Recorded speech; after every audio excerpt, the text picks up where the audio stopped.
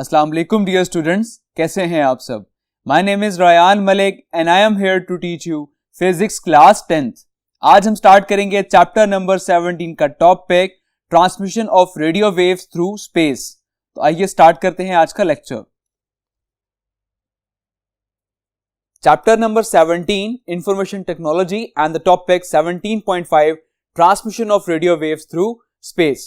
So as we discussed कि पुराने जमाने में जब भी कोई कम्युनिकेशन की जाती थी तो वो की जाती थी बाय पोस्ट, कि जिसमें आप लेटर लिखते थे और आप देन उसको पोस्ट करते थे।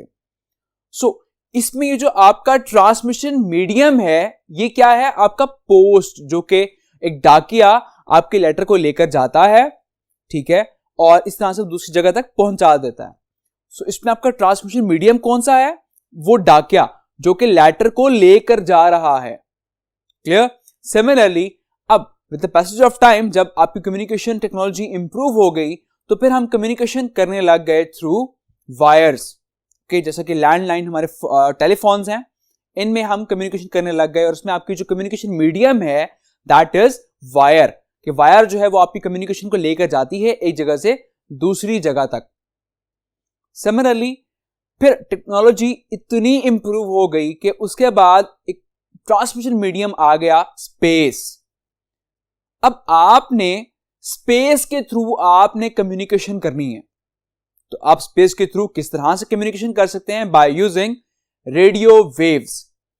रेडियो वेव्स एक इस तरह की वेव्स हैं कि जो आपकी इंफॉर्मेशन को अपने ऊपर इंपोज कर देती हैं एंड देन वो रेडियो वेव्स मूव करती हैं from one place to another place. इस तरह से जैसे ही रिसीवर एंड पर वो रेडियो वेव्स रिसीव की जाती हैं तो उस रेडियो वेव पर से वो इंफॉर्मेशन एक्सट्रैक्ट कर ली जाती है। क्लियर। लेकिन रेडियो वेव में एक प्रॉब्लम ये है कि जितना डिस्टेंस लॉन्ग होता जाएगा आपका रेडियो वेव के जो सिग्नल है वो वीक हो जाता है। क्लियर। लेकिन अगर हम बात करें इलेक्ट्रोमैग्नेटिक वेव्स की या फिर हम बात करें माइक्रोवेव्स की, तो माइक्रोवेव्स जो हैं ये लॉन्ग डिस्टेंस होने पर भी ये रिफ्रैक्ट नहीं होते। रेडियो वेव्स का सिग्नल वीक क्यों हो जाता है, बिकॉज वो रिफ्रैक्ट हो जाती हैं, लेकिन माइक्रोवेव्स जो हैं वो रिफ्रैक्ट नहीं होती। But still we use electromagnetic radio waves for the purpose of communication. Clear. अब अगर हम बात करें कि हम स्पेस में कौन सी कम्युनिकेशन करते हैं, like for example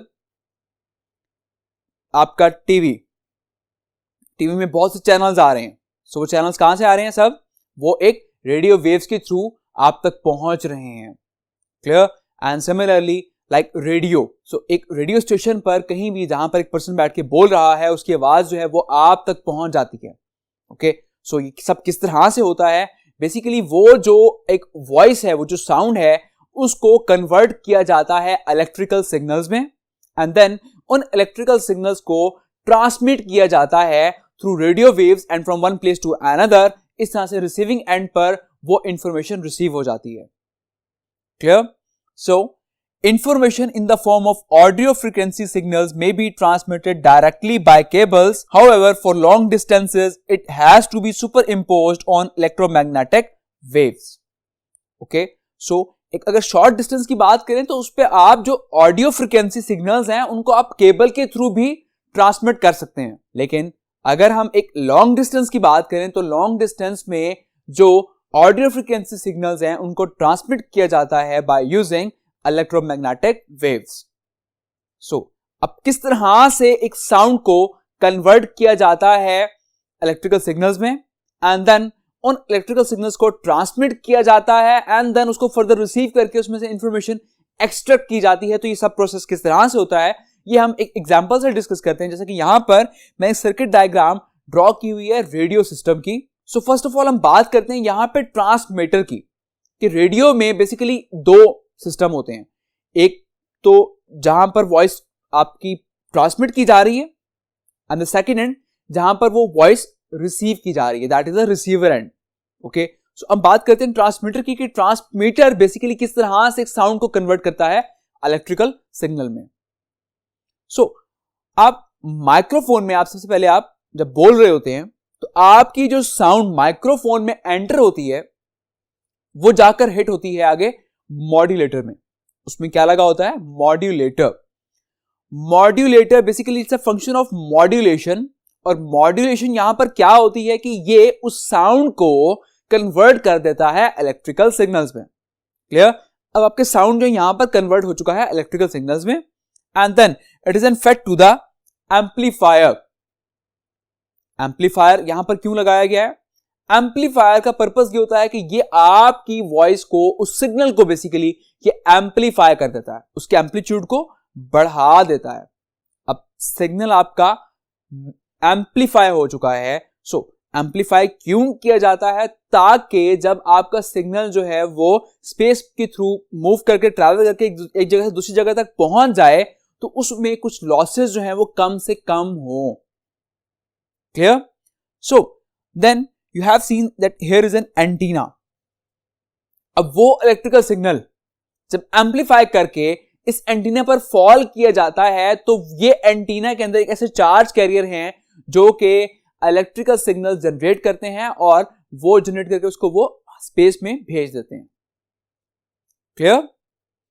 I hope यहां से आपको क्लियर हो गया कि माइक्रोफोन क्या करता है कि एक साउंड को इलेक्ट्रिकल सिग्नल में किस तरह से कन्वर्ट करता है, एंड देन एंटीना के थ्रू वो इलेक्ट्रिकल सिग्नल्स ट्रांसमिट किए जाते हैं। Clear? Now at the receiver and,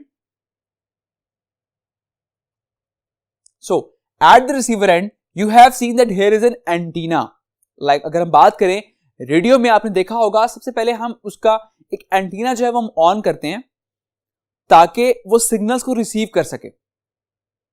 अब वो एंटेना सिग्नल्स को रिसीव कर रहा है, अब उसने इलेक्ट्रिकल सिग्नल्स रिसीव किए हैं बेसिकली। ओके, अब इलेक्ट्रिकल सिग्नल को सबसे पहले यहां पर एम्पलीफायर से गुजारा जाता है, जो कि उस सिग्नल को मजीद एम्पलीफाई करता है, ताकि अगर ड्यूरिंग ट्रांसमिशन उसमें कुछ लॉसेस हो गए हैं तो वो उसको ओवरकम कर सकें। Clear? And then it is an fed to the demodulator.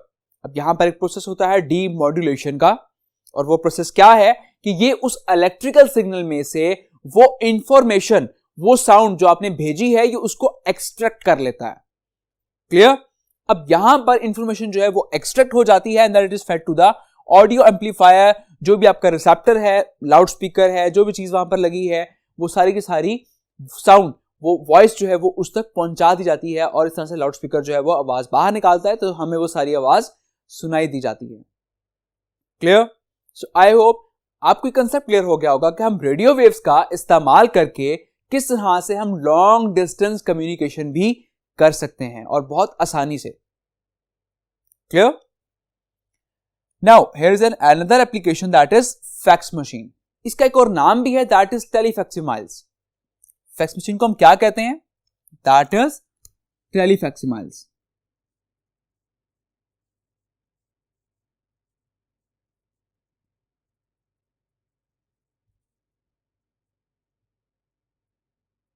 Okay, telefacsimiles इसका एक और नाम है। And what is the purpose of fax machine? It scans a page to convert its text or graphic into electronic signals and transmits it to another fax machine through telephone lines. So करता क्या है कि ये एक page को scan करता है, और उस पर जो भी इंफॉर्मेशन है, like in the form of text है या ग्राफिक्स के फॉर्म में है, ये उस सब को स्कैन कर लेता है। क्लियर? और स्कैन करने के बाद उसको ये कन्वर्ट करता है एक इलेक्ट्रिकल सिग्नल में, और उसको कन्वर्ट करने के बाद ये ट्रांसमिट करता है उस इलेक्ट्रिकल सिग्नल को थ्रू टेलीफोन लाइंस, और वो इंफॉर्मेशन, वो सिग्नल, वो ट्रांसमिट होता है उस टेलीफोन लाइन के थ्रू, और वो रिसीवर एंड पर जहां भी भेजी है वो इंफॉर्मेशन, वहां पर जाके वो रिसीवर एंड पर रिसीव हो जाती है, और रिसीवर जो है वो उसको एक प्रिंट आउट फॉर्म में, एक पेज की फॉर्म में कॉपी निकाल के वो उसको दे देता है। क्लियर? सो पुराने वक्तों में जब हमने कोई भी इंफॉर्मेशन इस तरह से हमें ट्रांसमिट करनी होती थी, तो उसके लिए हम फैक्स मशीन का इस्तेमाल किया करते थे। क्लियर? लेकिन आज आपको मालूम है कि टेक्नोलॉजी इतनी एडवांस हो चुकी है कि हम इजीली एक पिक्चर लेते हैं और उसको हम फर्दर व्हाट्सएप कर देते हैं, या बहुत से अब तो और भी एप्लीकेशंस जो हैं वो आ चुकी हैं। Clear? Now cell phone. So cell phone carries a radio transmitter and receiver inside it it sends and receive the message in the form of radio waves. So आपको पता है कि सेल फोन एक इस तरह की डिवाइस है जिसमें वायरलेस कम्युनिकेशन होती है। और वायरलेस कम्युनिकेशन बेसिकली किस तरह हो रही है, यहाँ पे आपका जो कम्युनिकेशन मीडियम है वो क्या है, रेडियो वेव्स हैं। सो रेडियो वेव्स यहाँ पर कम्युनिकेशन किस तरह से कर रही हैं, अगर हम बात करें तो एक सेल फोन के अंदर ट्रांसमीटर भी होता है और रिसीवर भी होता है। बिकॉज आप बोल रहे हैं, आपकी वॉइस को ट्रांसमिट करना है तो उसके लिए वहां पर ट्रांसमीटर होता है, और सिमिलरली आपको एक वॉइस सुनाई दी जाती है तो उसके लिए आपके सेल फोन के अंदर एक रिसीवर होता है जो कि दूसरे की वॉइस को रिसीव करता है। क्लियर? सो ये ट्रांसमीटर और रिसीवर किस तरह से वर्क करते हैं। So a cell phone network consist of base stations and mobile switching center. एक सेल फोन का जो नेटवर्क है पूरा वो एक बेस स्टेशन पर कंसिस्ट करता है और मोबाइल स्विचिंग सेंटर पर कंसिस्ट करता है। तो ये बेस स्टेशन क्या है? बेस स्टेशन बेसिकली एक ऐसा पोल होता है जो कि एक स्पेसिफिक ज्योग्राफिकल लोकेशन को कवर कर रहा होता है। और अब अगर हम बात करें कि लेट्स सपोज कि ये एक पोल है और ये इतने ज्योग्राफिकल एरिया को कवर कर रहा है, so this geographical area is called a cell. Okay, so ये सेल एक रीजन हो गया कि इस पोल ने इस पूरे रीजन को, इस पूरे सेल को कवर करना है। सो इस तरह से नंबर ऑफ सेल्स जो हैं वो मिलकर बनाते हैं एक क्लस्टर, और हर क्लस्टर के अंदर एक मोबाइल स्विचिंग सेंटर मौजूद होता है जो कि इन सब सेल्स को ऑपरेट कर रहा होता है, बेसिकली इस पूरे क्लस्टर को ऑपरेट कर रहा होता है। क्लियर? अब हम एक एग्जांपल स्टडी करते हैं कि मैंने एक कॉल की किसी भी पर्सन को। अब जब मैं कॉल करूंगा तो मेरा मोबाइल फोन जो है वो एक रेडियो फ्रीक्वेंसी जनरेट करेगा, और वो रेडियो फ्रीक्वेंसी सबसे पहले जाके हिट करेगी जो मेरा लोकल बेस स्टेशन होगा। लोकल बेस स्टेशन कौन सा? मींस कि जिस सेल में मैं मौजूद हूं उस सेल का जो बेस स्टेशन होगा, मेरे मोबाइल फोन की जो फ्रीक्वेंसी है वो जाके हिट करेगी उस बेस स्टेशन को। क्लियर? और अब बेस स्टेशन को नहीं पता कि उसने ये फ्रीक्वेंसी या ये सिग्नल जो है ये आगे किस तक पहुंचाना है, उसको कुछ भी नहीं पता। सो यहां पर काम शुरू होता है मोबाइल स्विचिंग सेंटर का। अब जितने भी सब्सक्राइबर हैं उस नेटवर्क के, उस सब का डाटा जो है वो उस मोबाइल स्विचिंग सेंटर में इंस्टॉल होता है। अब लेट्स सपोज कि मैंने एक पर्सन को कॉल की है जो कि एक दूसरे सेल में मौजूद है और मैं एक और सेल में मौजूद हूं, तो वो मोबाइल स्विचिंग सेंटर जो है वो मेरी कॉल को डायरेक्ट करेगा उस दूसरे सेल फोन के साथ। क्लियर? सो वो मोबाइल स्विचिंग सेंटर क्या करेगा कि वो उस बेस स्टेशन से वो सिग्नल को ट्रांसमिट करेगा एक और बेस स्टेशन की तरफ जहां पर रिसीवर मौजूद है। क्लियर? सो इस तरह से जब सिग्नल वहां तक पहुंच जाएगा उस बेस स्टेशन की तरफ, तो वो बेस स्टेशन सिग्नल जो है वो देन ट्रांसमिट करेगा उस रिसीवर को, और वो रिसीवर जो है वो उसकी वॉइस जो है वो इजीली सुन सकता है।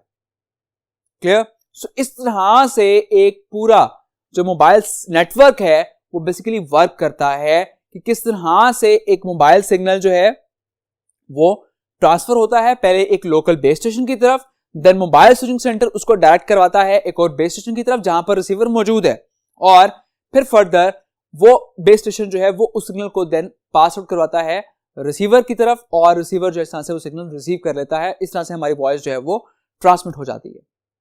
क्लियर? सो अब हम एक लास्ट डिस्कस करते हैं, दैट इज फोटोफोन।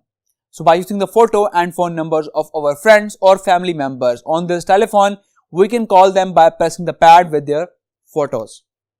तो इस तरह से एक फोटोफोन में हम उनकी फोटोज को या उनके मोबाइल नंबर्स को प्रेस करके हम इजीली उनसे कांटेक्ट कर सकते हैं, और इस बेसिकली इसका पर्पस ये है कि ये आपको एक फिजिकली अपीयरेंस भी आपको प्रोवाइड करता है।